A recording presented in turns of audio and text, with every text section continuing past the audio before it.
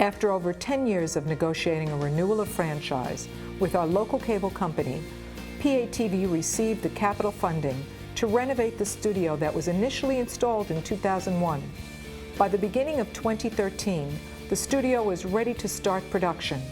In January, PATV hosted open houses for community residents and local organizations. Training workshops began for veteran and new program producers and crew.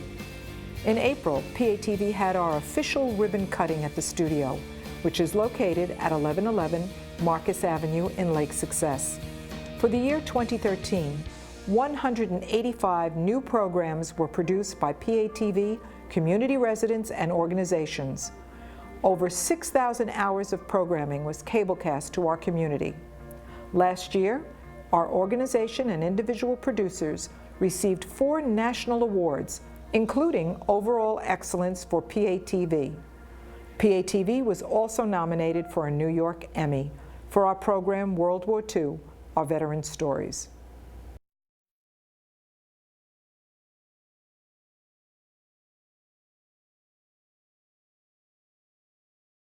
The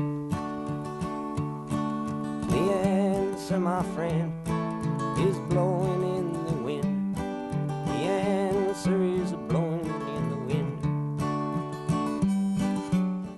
So here we are, and we want to keep on going.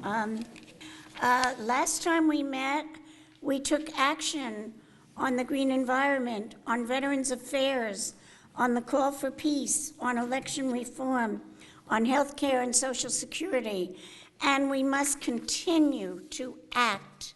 That's what we're about. So please join us in our actions. Thank you.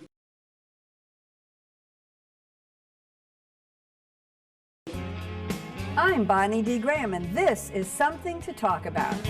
Let's give 'em something to talk about. Something to talk about. A little mystery to figure out. Something to talk about. Let's give 'em something to talk about.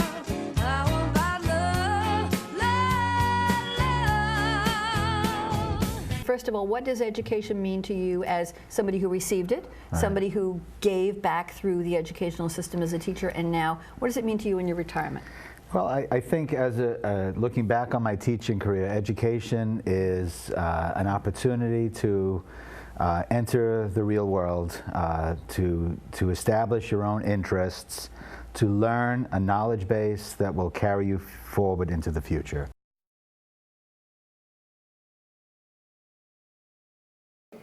But when I heard John talking about civil discussion and dialogue, I mean, what is the media?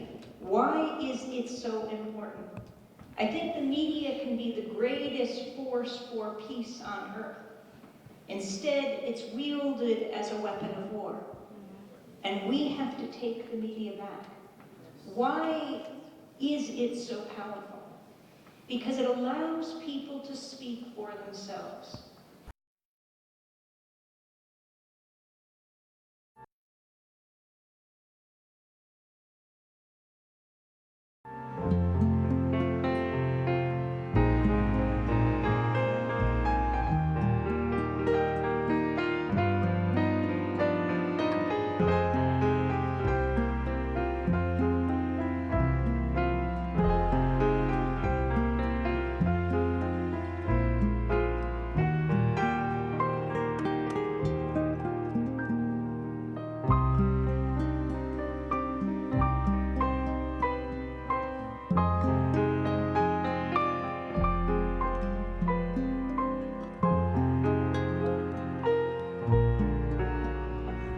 But I don't think that the younger generation, I'm talking about our children and so forth, I don't think they have any concept of what it was like. None. I mean, they know there was a war, they know it was bad, they know that maybe your husbands were in it and they didn't go. But today, they have no concept.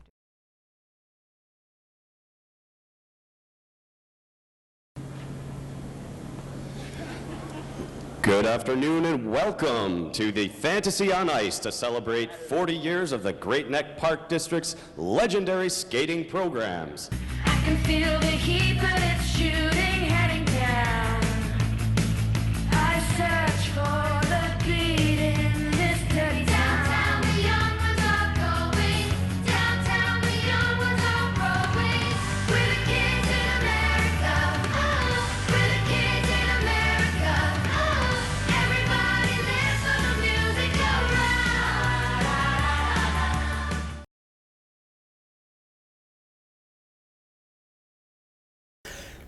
What the heck? I'll give her one more try. But this is it.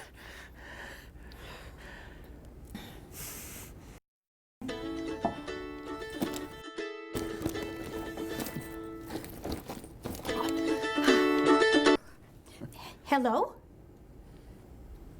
Oh, hello? Yes. Alice? Yes. I'm sorry to call you so late. I just wanted to... Yes. This is Stanley Kramer. Yes. We had dinner together earlier this evening. Funny. I was just thinking about you.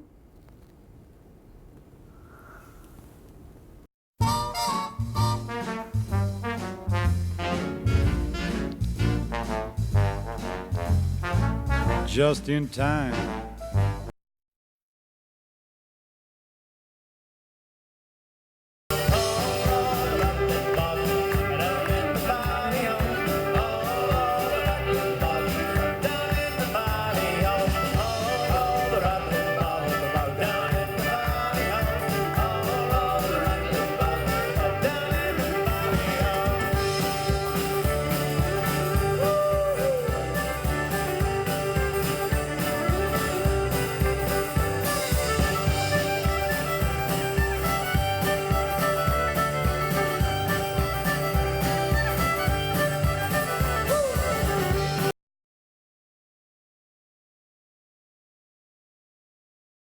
It's a little brisk. Yes, yes.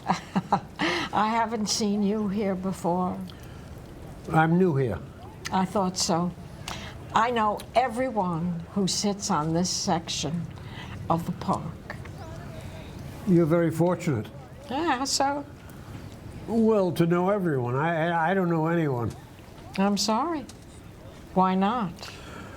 Well, I came out here when my son moved out here some time ago, and with his wife and family, and when I arrived, 1, 2, 3, he got transferred. Oh, that happens, that happens. Yeah. How come you didn't go with him when he was transferred? Well, I didn't think it was a good idea, and besides, I'm in a retirement home now, and it would be very costly if I did that. Oh, I see. I see. I should have stayed home. Oh, you were lonely for your family. It's only natural. Yes. What are you going to do here without them? Well, I'll have to find a life for myself.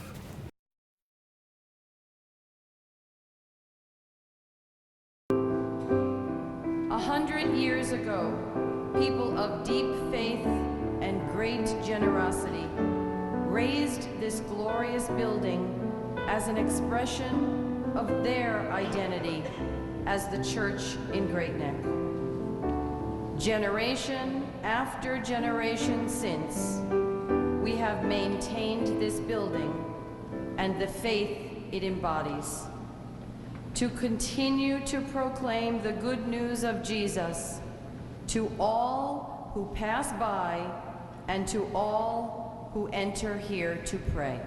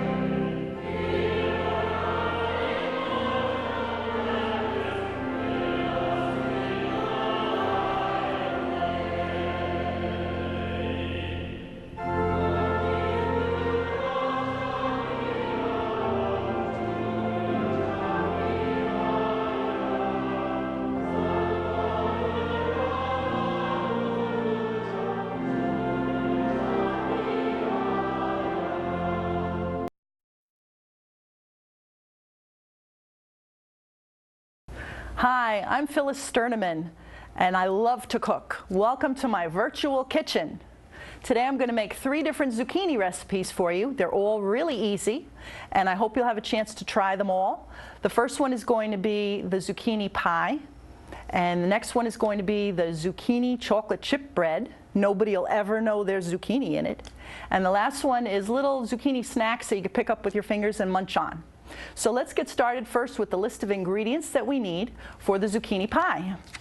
First, you're going to make sure either it's green zucchini or yellow squash. Today I think I'm using yellow squash. You need 2 or 3 small zucchini.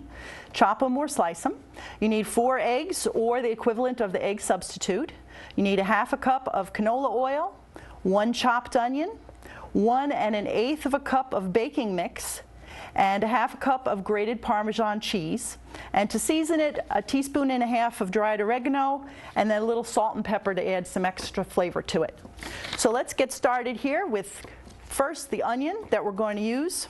I'm going to chop up my onion the old-fashioned way to get the outside off, but then I'm going to cheat and use the food processor. Goes a lot faster this way, and if you're trying to do this on a weeknight, it's still worthwhile. It does not take that long.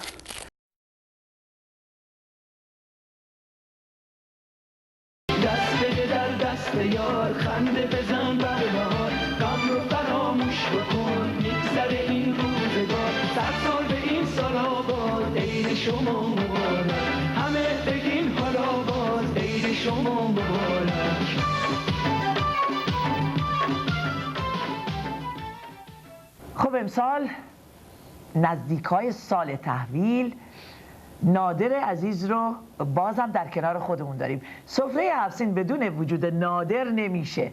نادر یکی از هنرمندانیه که در نیویورک جای خودش رو در قلب همه داره. همه دوستش دارن، همه بهش احترام میگذارن و ما هم خوشحالیم که هر سال سر سفره 7 سین نادر رو داریم. نادر جون، کاش اسمت با سین بود. سلام.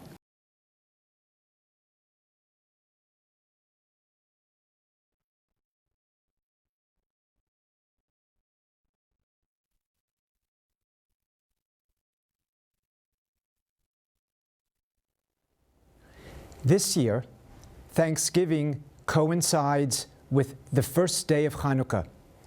For anyone curious about the future, we will be long gone from the scene by the time this coincidence occurs again.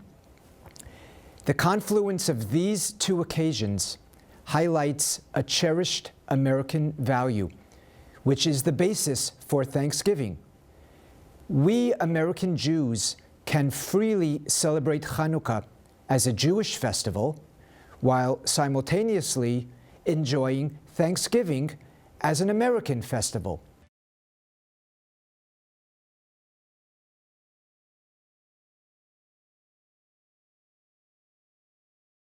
Coming up, we'll hear from the North Hempstead Town Supervisor, Judy Bosworth, take a look inside the 2014 Long Beach Polar Bear Plunge, and let you know what's going on around town. All that and more on North Shore News. Covering your news and events from all over the North Shore, this is North Shore News on PATV.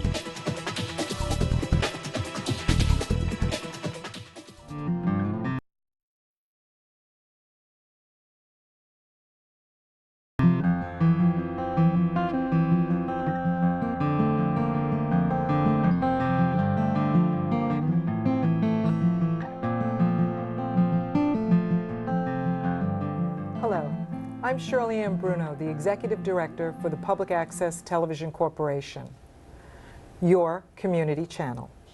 Our guest today on Access Spotlight is New York State Assemblywoman Michelle Schimmel. And I have to say, particularly for the youth of this country, they better pay attention. I'm deciding a lot of things for them, budgetary-wise, school-wise, college aid. Definitely. They really have to look at a newspaper, know who's running, and vote. It's the minimum level of citizenship is voting in this country.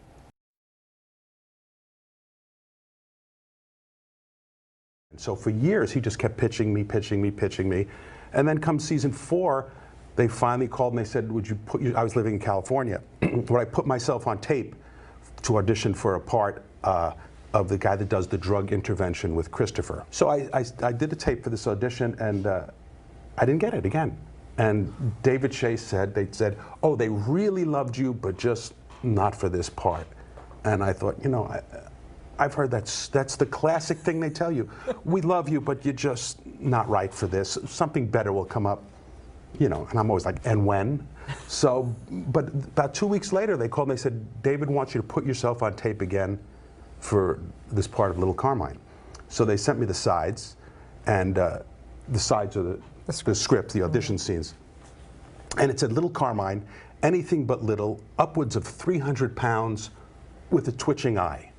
I thought, you know, I'm not gonna get this part. Why even bother? So I called my agent. I said, why am I putting myself on tape? Right. First of all, nobody ever gets a part from putting themselves on tape. You have to be in the room.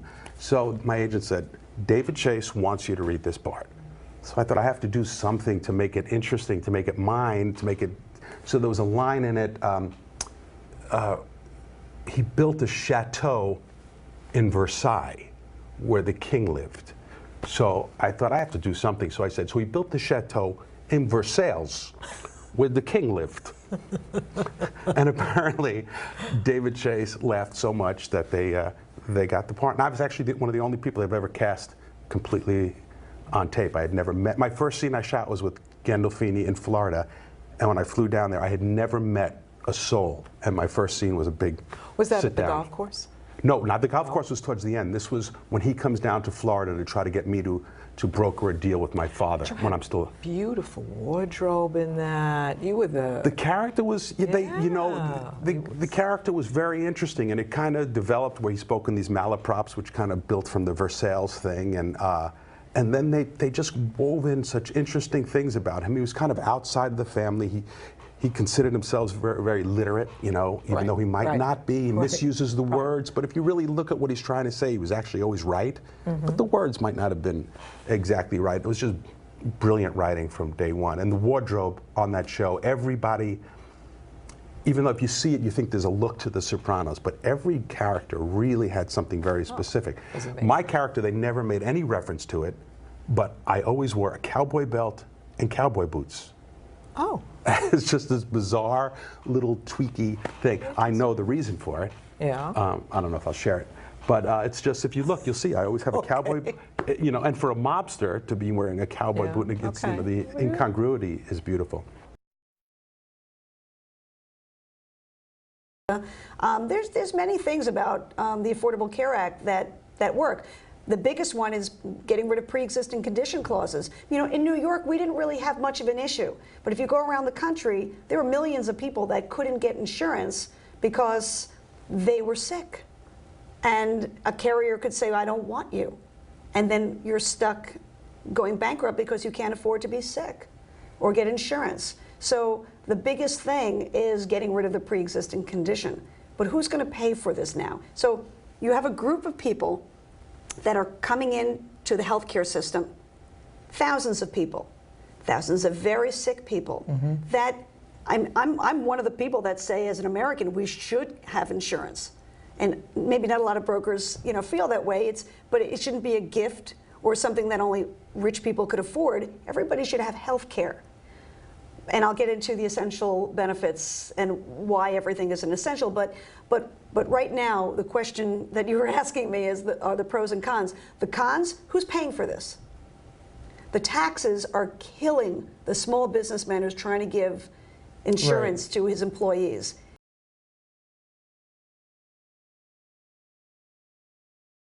So the question I think today is, do you think cable TV is on its way to the media graveyard like rabbit ears and VCRs?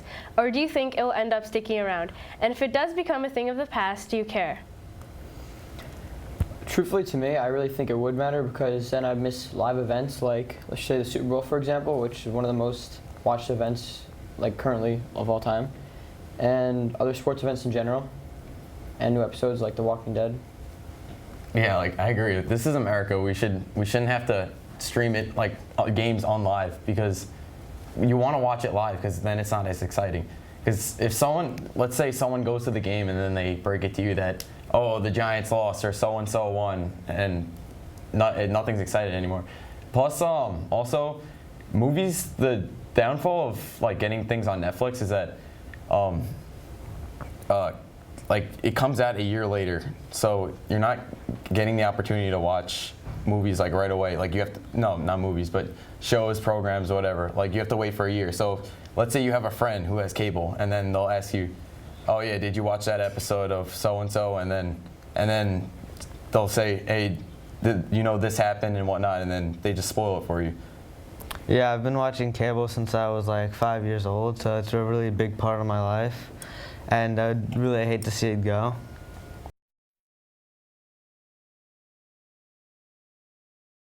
The spending in Nassau County under Mr. Mangano has gone up 145% of the CPI. Under my administration, spending went up 65% of the CPI. There's been a dramatic increase in spending. How is that possible if he says he hasn't increased the taxes? Because he's dramatically increased the borrowing and he hasn't paid the bills of the county, and we're in serious financial trouble now because of it. This is not Tom Suozzi saying it. This is the outside rating agencies, this is the editorial boards, and this is the former chairman of Conservatives for Mangano that all know that this administration is in serious financial trouble and leading us into the road of ruin. So I'm going to ask that the people that support me, please don't interrupt Mr. Mangano when he makes his closing statement. Thank you very much.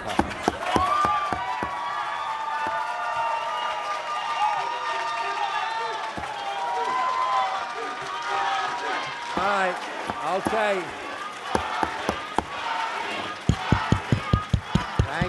Thank you very much. Thank you very much. At this point, thank you, ladies and gentlemen. At this point in the program, we'd now like to hear the closing remarks by the county executive. Thank you, Warren. Well, obviously 4 minutes wouldn't be enough time to dispute everything that Tom has said here. But I would say this, and one thing I can agree with him. We have very different records. Look at his 8-year record, look at mine. I know this guy doesn't like a level playing field, but I'm very happy with a level playing field. Keep the rules the same way.